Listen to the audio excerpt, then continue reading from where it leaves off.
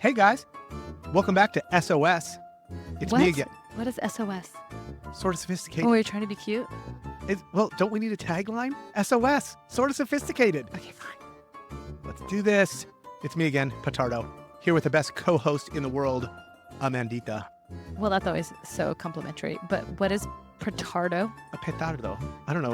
I think it's Spanish for like firecracker or something. I mean, I guess that's fitting for you then. We'd have to look it up. Fair. That's what my what would you call that? Grandfather-in-law used to call me. Now I really want to know, what if it wasn't firecracker? What if it's like you're an asshat? Yeah, you should probably look that up because he didn't speak English. That's all he ever called me was petardo. It might be slang for something.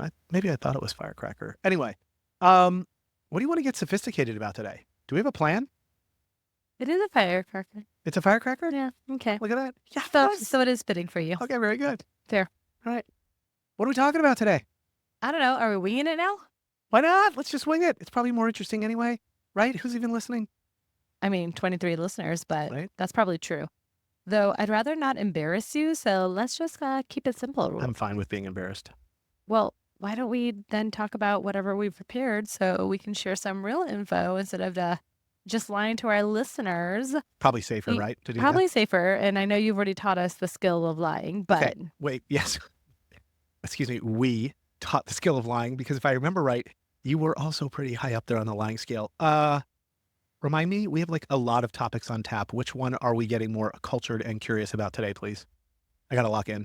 You better lock it in because election day is right around the corner. So I figured today we should talk about the origins of maybe the United States democracy and how it was maybe formed in the first place. So good luck with that. Yes, that's right. Okay. I do remember that one. We did talk that one. All right. Let me look that stuff up and get ready to go here.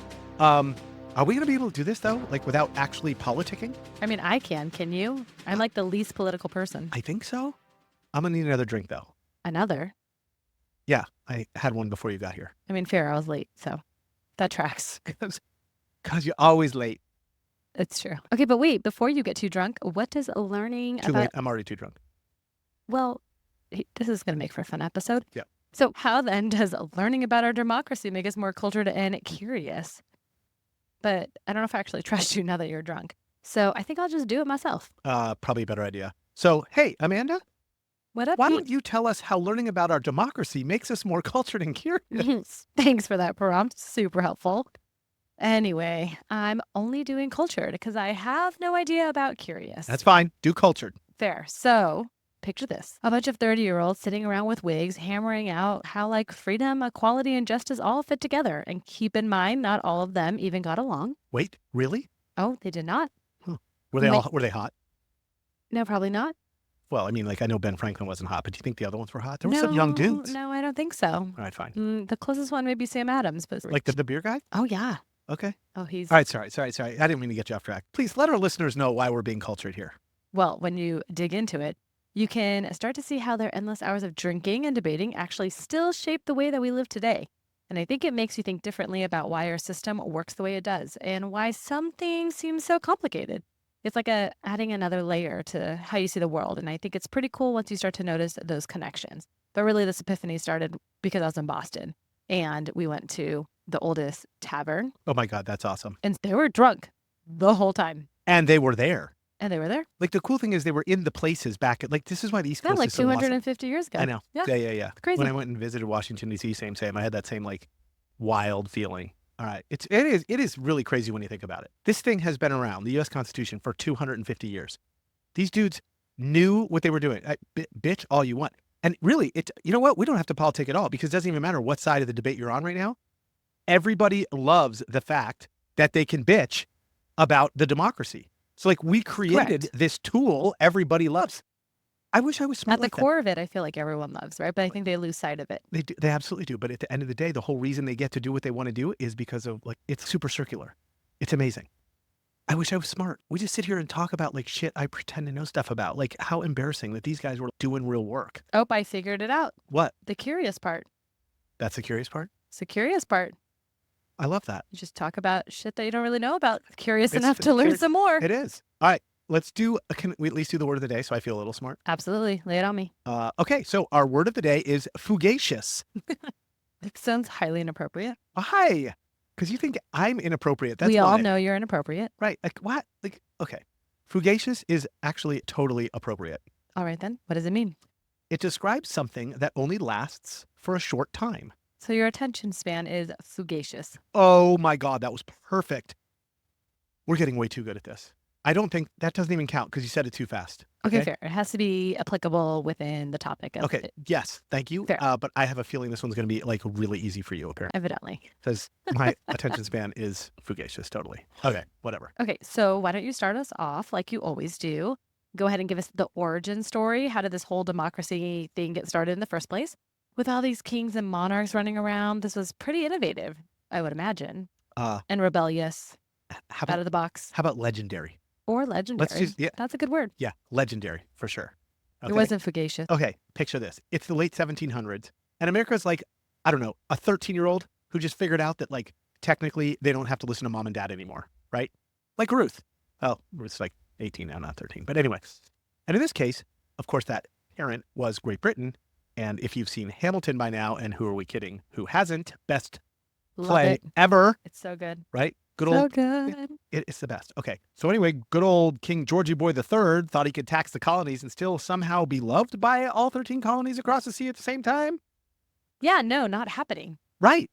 So it all starts because the Americans, well, I guess technically not Americans yet, but you get the idea. They start thinking, we got to try something new because this is nuts, man. So that, of course, led to the Declaration of Independence in 1776, which technically didn't make it a democracy yet, but really more like a strongly worded breakup letter to Great Britain. So basically, it was like, it's not you, it's me. Hey, we're going to start seeing other government styles now. Bye.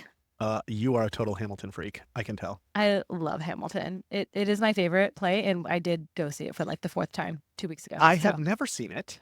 I have only seen it on Disney Plus. I want to go, and why haven't I been invited by Amanda yet? I'm pretty sure I did invite you. Hamilton? You said no. No, not Hamilton. I did. I did. You couldn't come because Martin was in town. Okay. The next time Martin's in town, I'm going to see Hamilton with you instead. I would much rather. That is by far my fave. I read the book. Like, I read the 1,500 page book. I didn't even know there was a book. Okay. Yeah, it's called Alexander Hamilton. It is so dry. It is so hard to get through. Yeah. Like, hence, if we could teach history through musicals. You're right. The fact that Lin-Manuel Miranda, like, I can't even believe how he, like, figured out how to write his play from that book. Like, I can't, no, that he's a genius. Yeah. And then a step further, the rapping parts, each rapping part in one of the songs, it showcases every, like, era of rap in a style. It's phenomenal. Yeah. It is phenomenal. Genius. Okay. All right. Enough about He this. is. Okay. We'll do a podcast on Hamilton. Okay. Go on. Sorry. Well, I mean, it's good background info to set us up and all, but can you give us the story behind the actual real story? I need the inspo behind it all. Because a bunch of 30-year-olds didn't really dream this up on their own. No way. Calling bullshit. Hell no. You are totally right. They had some help. Like, serious help. Like, we cannot give the founding fathers all the credit here. Also, why do we call them fathers? They all weren't fathers. Some of them were like 12.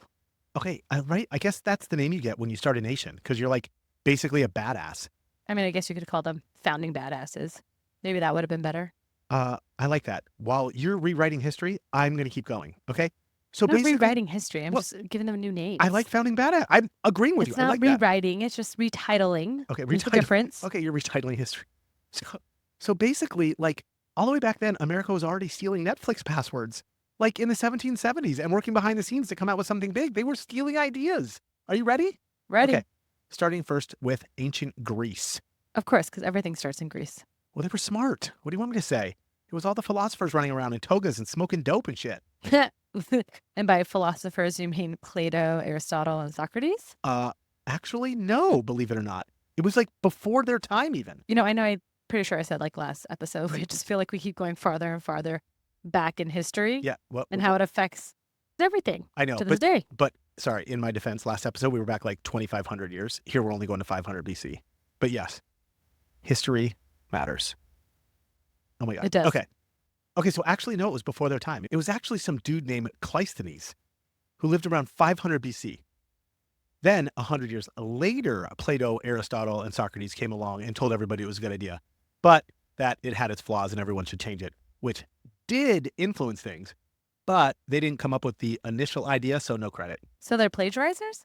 Well, I mean, are they technically plagiarizers? Because they were explaining that it wasn't all great, but they you know what? They were influencers.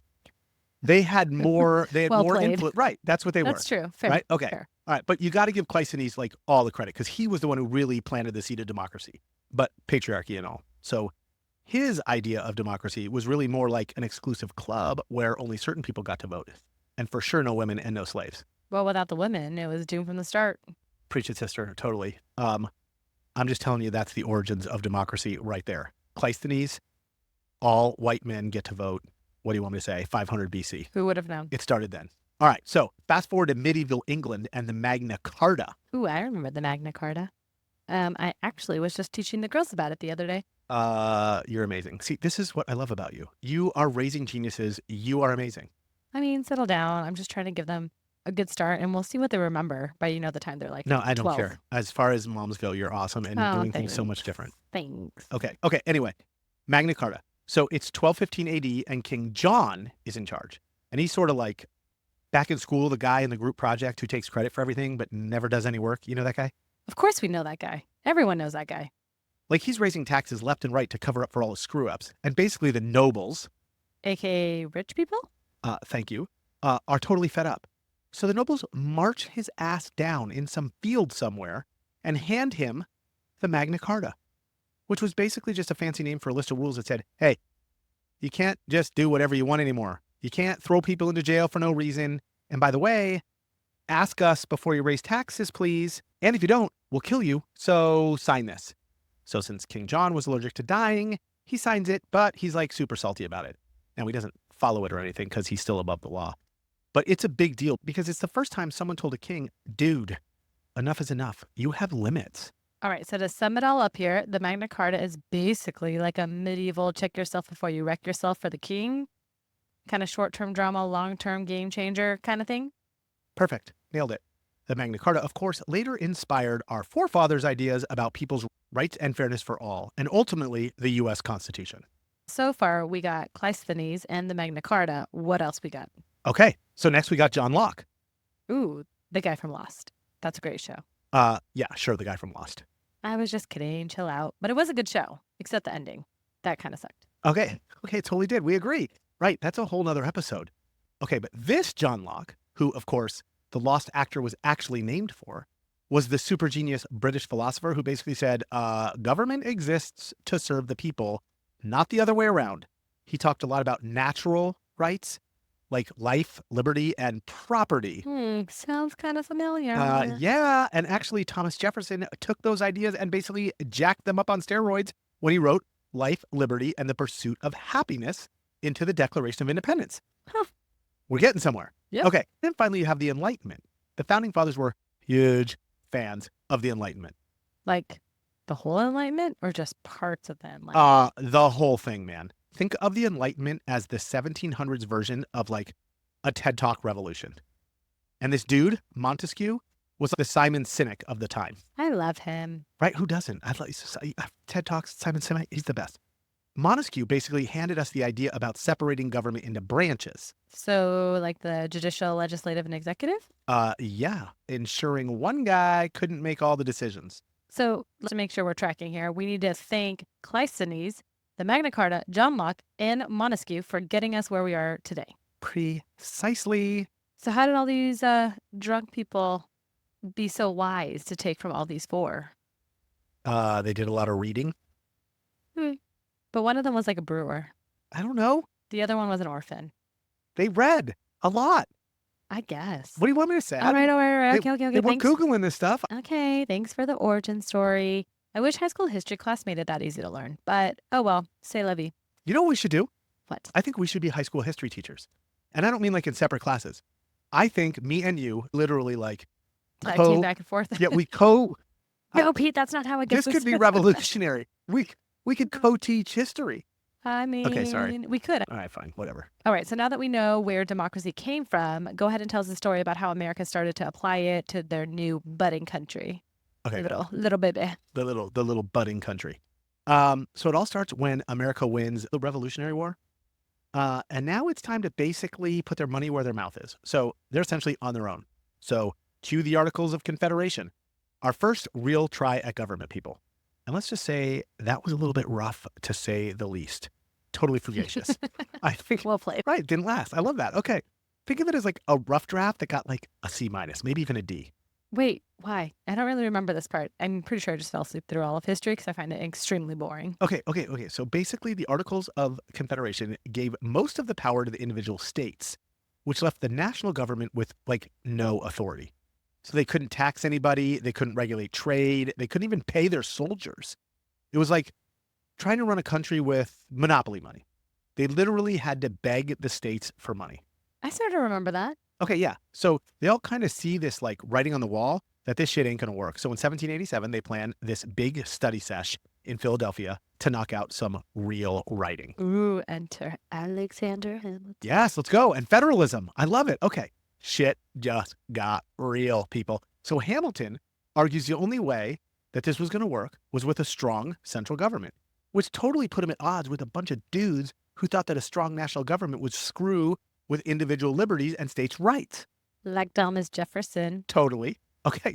I love I this. only remember all of this is because a of great- Hamilton, this is so it what doesn't makes matter. Okay, so explain federalism, please. Like in one sentence. Okay, so federalism is a system of government. Am I on the right track so So far? far, so good. Where power is divided between a central authority and then individual states. So it allows each group to govern over specific areas, but then they also share some responsibilities. Okay, so Did that make sense? perfect. So far, so good. So why wouldn't people then advocate for it? It seems to make a lot of sense to me. I'm sure some people did, but I'm sure other people were freaking out because it was more tied to the idea of states' rights, which is where the Articles of Confederation came from in the first place. So no one is right or wrong here, just different opinions, kind of like today. Oh my God, I wish I was alive back then. I don't know if you do. You probably would have died. You would have died in a duel. Absolutely. I probably- Absolutely. Wait, are you saying I couldn't win a duel? Maybe. I wouldn't be able to pull the gun out fast? What are you talking I about? don't know. I just think you would have just, I just- you would have been shot. I think it's so cool that everything mattered back then. Like everything mattered. I feel like it's a lot more deep thinking back then. What are we doing wrong? I don't know. Do you have any weed? I don't. I need some weed. All right. Do you So- do weed often? No, I actually, believe it or not, I've never smoked weed. Oh. I've never broken a bone. You've never smoked weed? I've never smoked weed. Have you ever had an edible? Have you ever I've had, so consumed? we have to talk about that. Oh, Yes, okay, I've had a okay. few gummies. Oh, okay. And it went very badly. Oh, me Okay. too. Yeah, It was a bad trip. Oh, all right. We'll share the experience then. All right. Okay. So anyway, we got to fast forward now 4 months. They're done. U.S. Constitution born, and they are staring at an A+ paper. A nation that was now controlled by a strong central government, complete with 3 branches: legislative, executive, and judicial, each with checks and balances to keep any one branch from getting too power hungry. Basically meaning no more states running the show. Well, states still had a say, but the Constitution put Uncle Sam at the head of the table. Yeah, sorry. Hamilton, because he was in charge of the treasury. By the way, who the fuck is Uncle Sam? Like, where did we get Uncle Sam from? Oh, I don't know. We got to Google. That's we good. gotta That's a good Google- section. We got to Google where he came from. Okay. Good question. But surprise, everyone was not thrilled with the new setup. Yeah. But hold on. What? So Uncle Sam came from Samuel Wilson, a meat packer from Troy, New York, who supplied the U.S. Army with beef during Oh my God, I the remember War the of story. 1812. I remember somewhere I learned this a long time Yeah, ago. but why is Uncle Sam? I don't know. We associate him with like money. Like America. We associate him with America. No, right? with IRS, with Right, taking with- my money. We do. Poor Uncle Sam. Huh, I have no idea. Okay, we'll keep Googling. All right, that's pretty good. Okay, a bunch of people start freaking out that the powerful central government was going to be the same oppressive crap as the British crown that they just basically kicked out. They had no way of really knowing one way or another if it would really be different. True. So to fix it, genius James Madison drafted the Bill of Rights in 1791 to add to the Constitution so everyone would chill out and get back to like farming or carpentry or whatever the hell was popular back in like the 1790s. So the Bill of Rights, this is what changed everything. Totally did. How? Okay, so basically like the first 10 amendments, which were the Bill of Rights, were one giant promise that central government wouldn't overstep. It protected people with the whole idea of freedom of speech, the press, religion, the right to bear arms, and a bunch of other important shit that made people realize that this time it was going to be different. And voila, just like that, the United States went from a loosely connected group of 13 or so bickering little states to a unified and mildly dysfunctional, I might add, democracy. It wasn't perfect, but it was definitely a step up from the Articles of Confederation train wreck. But did it stay like that for the next 200 years, or was it fugacious? Oh my God, you're killing it with fugacious. I mean, it's a good word. Good work. Well, because you asked me in the last episode, you were like, dude, just do adjectives. So Oh, I that's like, fair. See? so this See time how I did easy? random word adjectives. Yeah, I did. See how adjectives. easy it was? Yeah. It Okay. just it flows so much better. Okay. All right. Got it. Sorry. All right, but did we have to upgrade to get to where we are today? Or maybe, hold on, strike that. I guess upgrade is kind of a relative term because maybe you could argue we've degraded, not upgraded. But has our democracy changed so much since its inception? Oh, it changed. We're on like version 10.0. Like a lot of crap happened in the last couple hundred years. I mean, yes, a lot of crap has definitely Right. happened. And guess But what? I mean, the basis is all the same. The basis is the same, Okay. but we're going to slog through 200 years right now. Are we going to do it on a fast forward? Of course I am. I'm Okay, just totally kidding. Okay, so after the Bill of Rights in 1791, everyone was chilling for like 50 or 60 years until the Civil War when people realized we hadn't quite figured it all out yet. So post-war amendments 13, 14, and 15 were added. And they were kind of a big deal, like abolishing slavery, promising equal protection under the law, and finally giving black men the right to vote. I guess because women still didn't matter back then. Right? Apparently, women didn't matter until 1920 and the 19th Amendment. It's nuts. History is crazy. Honestly, it shows us how backward we all are. Do you know what's crazy? My What? grandma was born only 4 years after women got the right to vote. That's insane. That's not even like that That's long ago. right. Like she was And just Remember how I alive. talked about how history ties things together? Like when you talk about your grandma, it literally blows my mind when I think like when you can bring that back to something real that you know about. Yeah. And that the fact that women for thousands and thousands and thousands of years.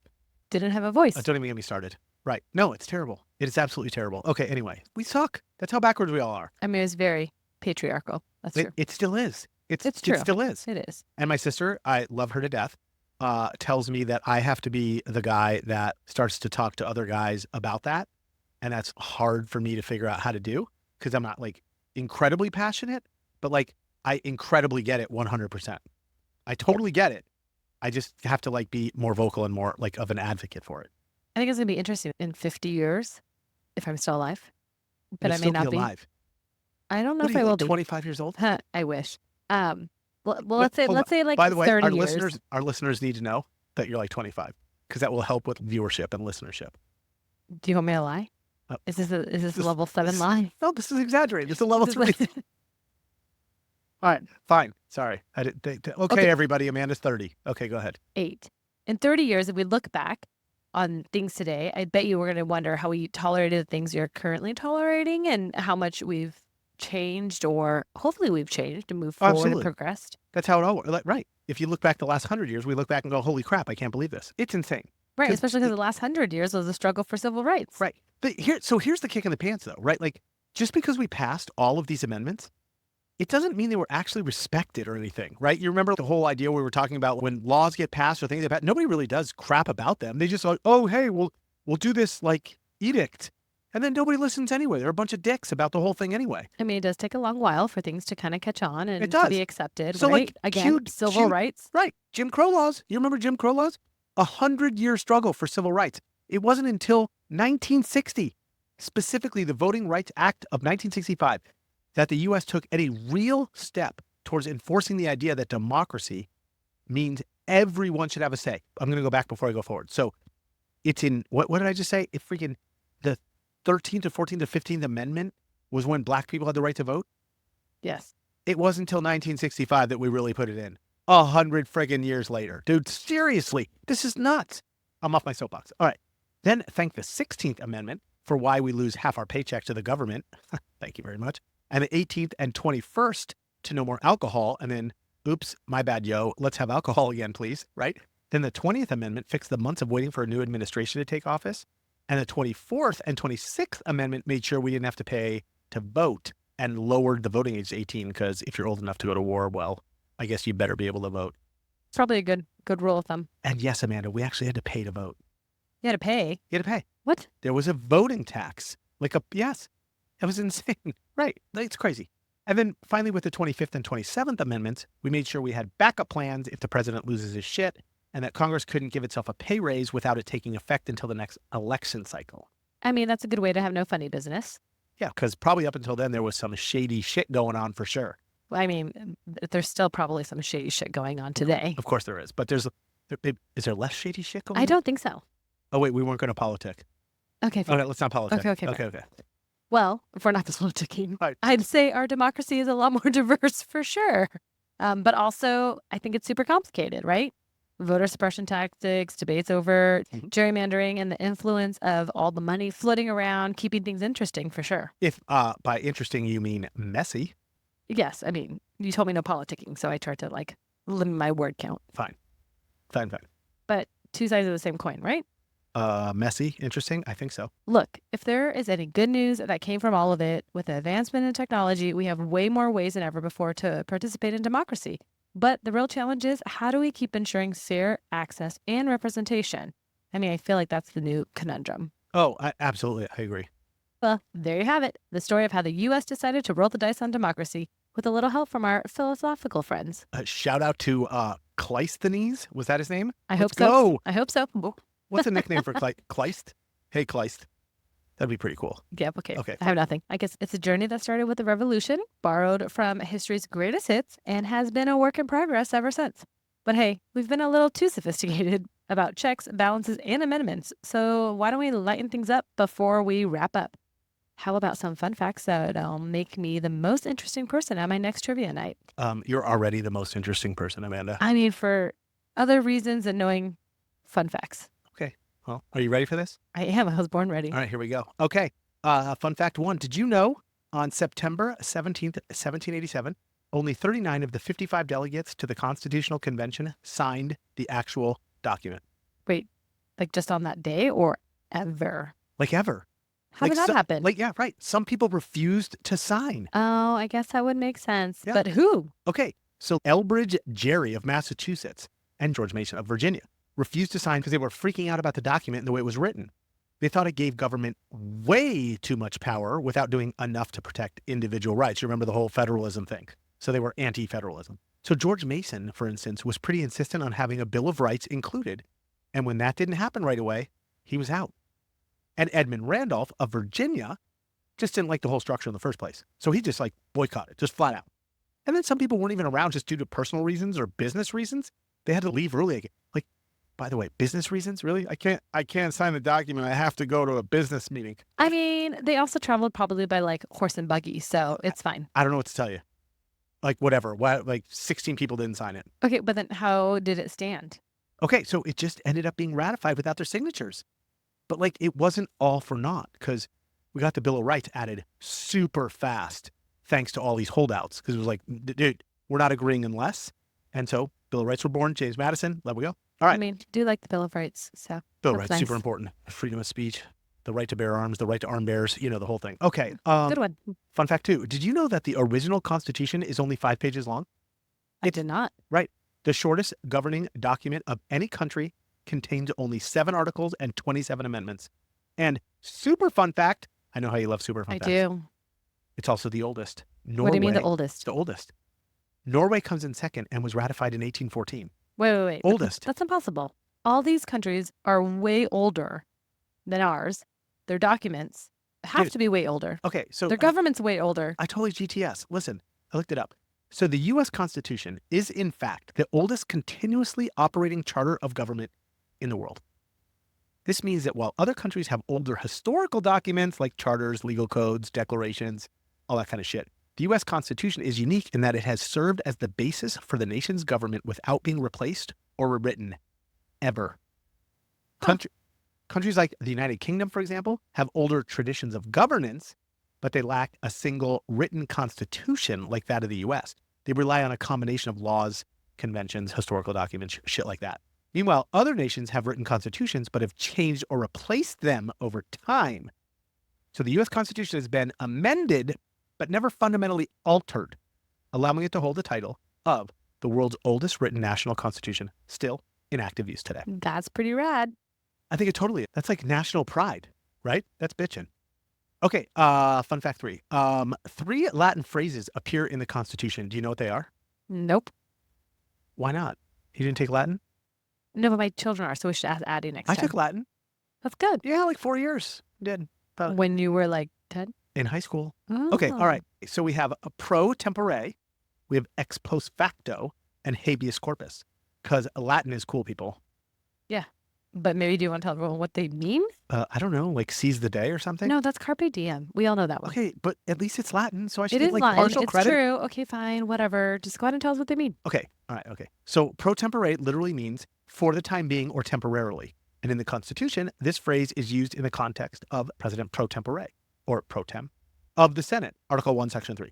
This is the person who presides over the Senate when the vice president, who is the Senate's official president, is absent.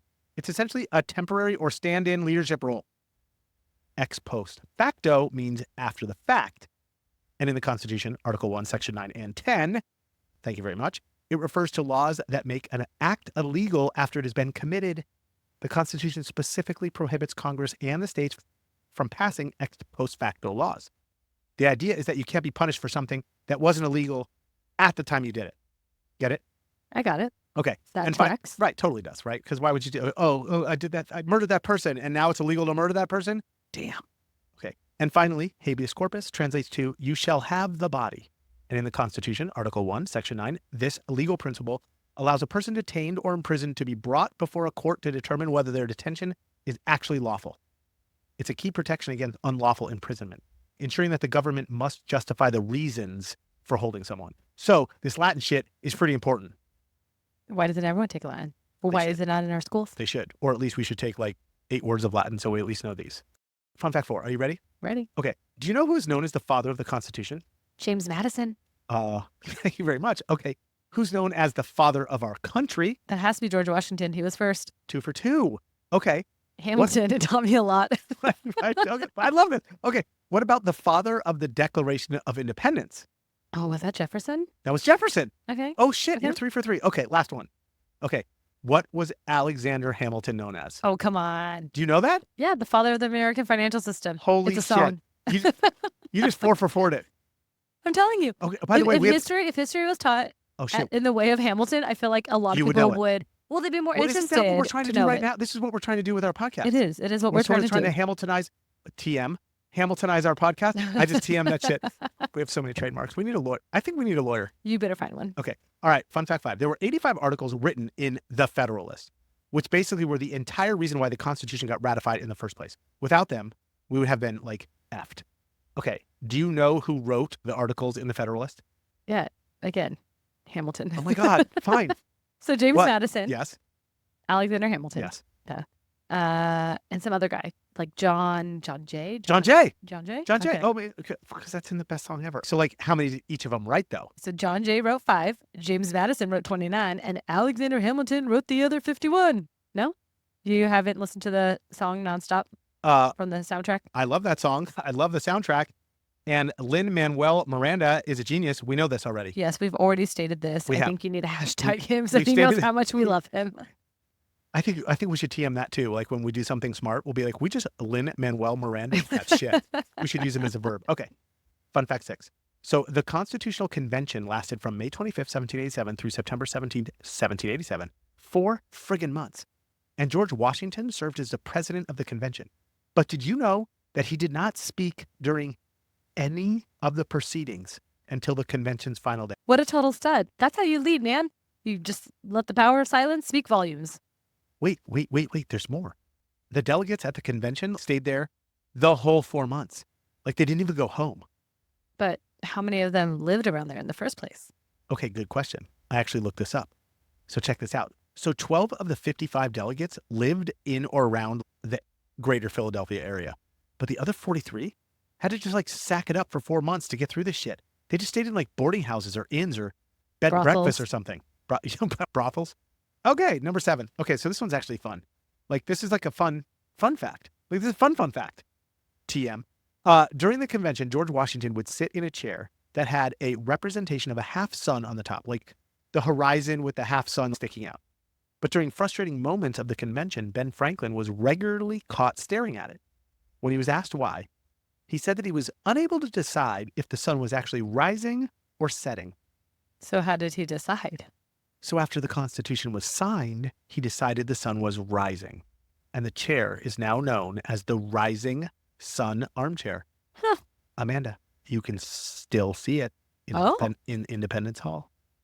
Well, we should go see it. Dun, dun, dun, I did. Well, Thank I you very should go much. see it. Well, no, because you're too busy going to like all 63 national parks. That's true. Okay, fun fact 8. Do you know who the oldest person was to sign the Constitution? Yeah, dude. Ben Franklin. We did an episode on him. Yeah, but was that a fun fact? No, but he was old when it all happened, comparatively fine. to like Whatever. Hamilton. Okay, he was 81. Okay, do you know who the youngest was? No idea. Okay, so this hotshot named Jonathan Dayton. He was only 26. Who's Jonathan Dayton? I don't know, but he was probably He didn't make it into Hamilton. he was probably totally cool. Okay, And my Millie at 26. daughter's almost 26. This guy signed the. That's this a little guy- scary. He signed the U.S. Constitution. My daughter's like drinking Starbucks. What's Well, happening? it's a little scary. Okay, But again, they were all badasses. yeah. The like, founding I don't- They were the founding badasses. I love this. Okay, are you ready? Number 9. Yep. Is this too many? I have like 3 more. Okay, go. Did you know that Rhode Island was the only state that refused to send a delegate to the Constitutional Convention? And it was also the last state to ratify the Constitution on May 29th, 1790. All right, but then who was the first? Delaware was the first. Rhode Island the last. Number 10. Do you know the name that they were going to give the president before they picked POTUS, like President of the United States? Top banana. Top. I Head like that. cheese. I like that. Wait, Joe Banana. Yeah, shout out to Joe Banana. Let's go. Evans to rock. Okay. One of the first was, are you ready for this? Yep. His Highness, the President of the United States of America and protector of their liberties. That's a mouthful. Yeah, I'm glad we picked president. Have you seen Game of Thrones? Why do you keep asking me if I watch TV shows or What? movies? Can you just watch JB? Okay. Watch it. Okay, anyway, it reminds me of Daenerys the whole time when she says her name out loud, like every time she meets someone. I am Daenerys Targaryen, the first of her name, the unburnt, the queen of Mirian, Khaleesi of the great grass sea, breaker of chains, mother of Jack. It's insane. She goes on and on and on and on and on every time she meets Seems someone. excessive. But it's excellent. You need to watch Game of Thrones. Okay. Okay. And fun fact, final. Are you ready? Fun fact final. Fun fact 5, TM. Okay. Last but not least, the official copy of the U.S. Constitution contains an incorrect word. Huh. Well, an incorrect spelling of a word. In Article 1, Section 10, it uses its with an apostrophe when it should be its with no apostrophe. Tisk tisk. Right? I agree. But a lot of people think it was the word choose instead of choose. Choose CHUSE instead of choose CHOOSE. But that was actually considered acceptable at the time. There were 2 alternative spellings. Same thing with Pennsylvania. A lot of people think it's that too, because they spell it with 1 N. But in fact, both single N and double N in Pennsylvania were acceptable back then. So the actual misspelling is its. Who would have known? All right. Little ticky-tack, but there we have it. That's it. Some fun little nugs about the U.S. Constitution that you can hopefully impress your friends with. Love it. And I love the U.S. Constitution wrapped up in all its glory. From the bold ideas of the founding fathers Sorry, did you mean founding badasses? sure, from the founding badasses Thank to the amendments that keep the whole thing relevant today. It's kind of like a living, breathing document that's managed to stay in the game for over 230 years, evidently. So raise a glass to that. Am I right? Cheers. Totally. Cha-ching. Or cling cling. Cling, cling. Yeah. I don't Yeah, know. Why did I okay. say cha-ching? What am I doing? But before we close out, why don't you give us 3 or 4 things that we need to know to make sure we got the most out of this episode, Pete? Let's do it. So first, go vote. That is by far the most direct way to engage with democracy. Good point. And I would be horrified if people didn't know that. I'm just saying, get out there, man. Okay. Make sure your voice is heard That's at every true. election. That's No true. excuses all the time. Local, national, state, everything. So do it. Let's go. Second, specifically about the U.S. Constitution, go read the Federalist Papers. I realize this might not be a page turner, but remember, these essays are the original arguments for the Constitution in the first place. They're a great way to get into the minds of our founding badasses. Just make sure to have a glass of whiskey handy, or you're going to lose your shit. Or your drink of choice. Okay, yeah, good point. Third, watch the documentary 13th. It's amazing. Ava DuVernay did excellent. It's about race, justice, and mass incarceration in the United States and how laws and policies can shape democracy over time. I highly recommend. Did you see this thing? I do not. Oh, it's Per excellent. the usual. Oh, totally. No, this is a documentary, though. This would be right up your alley. You I would mean, love it this. would probably be Oh something my that God, I could it- watch. Shook me to the core, Amanda. Okay. Fourth, visit a local town hall or city council meeting.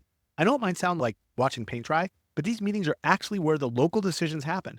And you'll see firsthand how grassroots democracy works. Or doesn't. Totally, good point. But go, because it helps you to learn and understand. And finally, if you don't want to do any of that to get cultured or curious, then just be sure to remember these interesting and relevant details to seem sort of sophisticated. Number one, it's all about power to the people.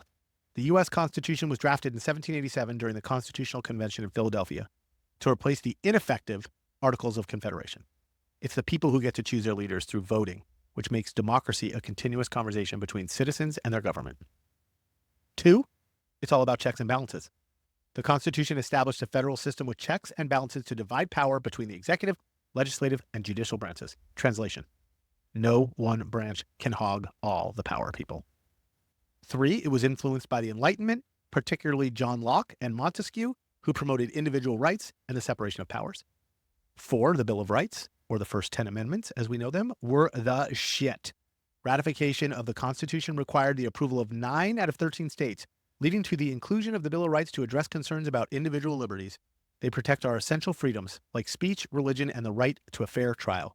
Think of these as the greatest hits of American liberties, ensuring that no matter who's in power, certain rights can't ever be taken away. Cheers to that. Thank goodness.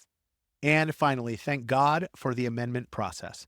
Built to adapt, slowly but surely, it ensures the system stays relevant as society evolves. Adding amendments ain't easy. It takes approval by 2/3 of Congress and 3/4 of state legislatures. But this flexibility has enabled the Constitution to expand and adjust to modern challenges, from ending slavery to giving women the right to vote. It's proof that even for a centuries-old document, there is still room for growth. Forefathers were literally geniuses. Totally. Or super just drunk and enlightened. Both of those. That happens when you get drunk. Your best thoughts come. Yep. All right, and there you have it, dear listeners. The origins of American democracy, from the scrappy beginnings under the Articles of Confederation to the drafting of the U.S. Constitution that gave us a real shot at a functioning government. It wasn't exactly a smooth ride, more like a bumpy stagecoach ride with a few detours and some heated debates. I like that. I like the way you threw that in there. Yeah. But in the end, the founding fathers pulled it off. They did. The founding badasses. They left us with a constitution that's still the law of the land today, proving that sometimes when you throw a bunch of passionate, argumentative people in a room, you get something that can actually last. They were all in the room where it happened. The room where it happened. We like to think we shared just enough information to make you either a flaming nuisance or a little more sophisticated to your fellow humans. Sort of. Thanks for sticking around. And remember, democracy wasn't built in a day, but it sure makes for a good story. If you enjoyed this episode and found it particularly interesting, don't forget to subscribe. Please subscribe. People, subscribe. Leave a review. Leave a review. Do something. If you're still listening at this point, do something. Right. And share with your peeps. So until next time, keep questioning, keep learning, and maybe crack open that Constitution for a little light reading. You might be surprised by what's inside.